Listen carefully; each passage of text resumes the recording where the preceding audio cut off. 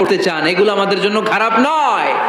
এই দুঃখ, কষ্ট, বিপদ আমাদের কোমরকে সোজা করে, আমাদের পায়ের মাটিকে শক্ত করে। প্রতিকূল পরিবেশে কিভাবে বাঁচতে হয় এই দুঃখ কষ্ট আমাদেরকে শিখায়। এজন্য মুমিন বান্দার বৈশিষ্ট্য হচ্ছে দুঃখ কষ্ট বেদনা জ্বালা এগুলোতে সে আপসেট হয় না, সে হাল ছেড়ে দেয় না, সে ভরসা রাখে একজনের উপর, চিল্লায় বলতে হবে তিনি কে? কারণ মুমিন জানে রাত্রি যত গভীর হয় অন্ধকার তমানিসা ভেদ করে সুবহে সাদিক হয়। মুমিন জানে গর্ভবতী নারীর পেটের ব্যথা যেই দিন বাড়তে থাকে ওই দিনই নতুন মেহমান আগমনের সময় ঘনাতে থাকে। মুমিন জানে তার জীবনে দুঃখ কষ্ট বিপদ যত বাড়তে থাকে সুখের দিন কাছে আসতে থাকে। এজন্য মুমিনের হারাবার কিছু নেই। ফাইন্না মাআল উসরি ইউসরা, ইন্না মাআল উসরি ইউসরা। নবী হে, কষ্টের পরেই আছে আনন্দ, দুঃখের পরেই আছে সুখ। আপনি সমস্যায় পড়েছেন, ওই সমস্যার সমাধানও আছে না নাই? এই পৃথিবীতে এমন কোন সমস্যা আছে যেটা সমাধান নাই? কথা বলেন। সমস্যা তৈরি করেছে কে? আবার সমাধানও দিয়েছে কে? Allah doesn't create a lock without its key. Allah কখনো চাবি না বানাইয়া ওইটার তালা বানায় নাই। কথা কন। তালাও যেহেতু আছে ওই তালার চাবিও বানিয়েছে কে? মা আনজালাল্লাহু দাআন ইল্লা আনজালাল্লাহু লাহু শিফা।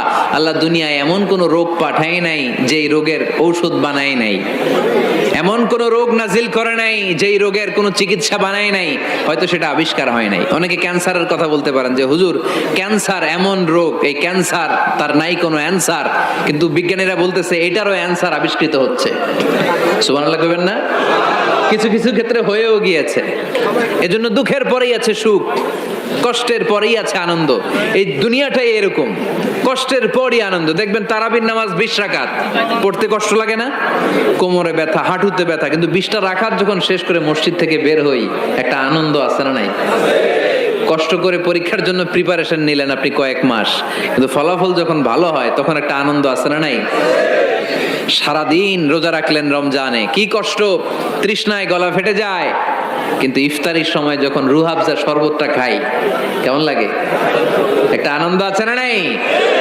এজন্য আল্লাহ বললেন ফাইন্না মাআল উসরি ইউসরান, ইন্না মাআল উসরি ইউসরা। ও নবী, কষ্টের দিন মক্কায় অল্প কিছু দিন, মদিনাতে আনন্দের দিন অপেক্ষা করছে। আমাদের জীবনে যদি দুঃখ কষ্ট আসে আমরা ধৈর্য ধরবো, তাওয়াক্কুল করবো একজনের উপর, তিনি কে?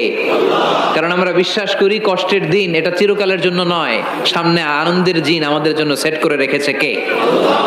তাহলে আমরা সূরাতুল ইনশিরাহ থেকে 3টা নিয়ামতের বর্ণনা শুনলাম, বিশ্বনবীকে কি সান্ত্বনা দেয়া হলো সেটা শুনলাম। এবার 2টা গাইডলাইন। কষ্ট হচ্ছে? উঠা বসা করতেছেন কেন? উঠলেন কারা কারা? শেষ করে দিব? দোয়া করে দেই। কি গাইডলাইন দিলেন শুনবেন? কে কে শুনবেন না হাত তোলেন।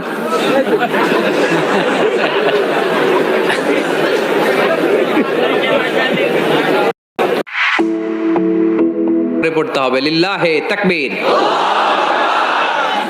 লিল্লাহে তাকবীর, লিল্লাহে তাকবীর।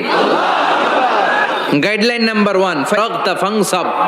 নবী আপনি যখন অবসর হন আপনি ইবাদতে মশগুল হন। ফানসাব ফিল ইবাদা, তাফসীর ইবনে কাসিরে এসেছে আপনি ইবাদতে মশগুল হন যখন আপনি অবসর পান। অবসর আল্লাহর দেয়া বড় নেয়ামত, এটা বিশ্বাস করেন?